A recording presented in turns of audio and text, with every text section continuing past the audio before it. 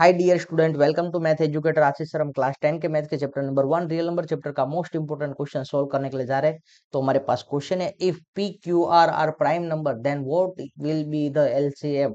मार्च 2025 की एग्जाम में क्वेश्चन पूछा गया था। इसका सॉल्यूशन स्टार्ट करें उससे पहले यदि अभी तक आप लोगों ने हमारे चैनल को सब्सक्राइब नहीं किया है तो चैनल को सब्सक्राइब कर लीजिए, वीडियो को लाइक कीजिए और अपने फ्रेंड के साथ शेयर करना भूलना नहीं। दोस्तों, LCM of any prime number क्या होता है? प्रोडक्ट ऑफ दैट नंबर होता है। तो यहाँ पे प्राइम नंबर कौन से है? P Q and R. तो एलसीएम भी क्या होगा उसका? P into Q into R. Okay, ये उसका ही आंसर होता है। तो क्या होगा? पी क्यू आर, ये उसका आंसर हो जाएगा। LCM of any prime number या तो एनी को prime number. Okay, LCM is always product of that number होगा। ओके, प्राइम नंबर या तो को प्राइम नंबर के बारे में जब भी बात करें तब ये आपको प्रोडक्ट ऑफ दैट नंबर लिखने का रहेगा।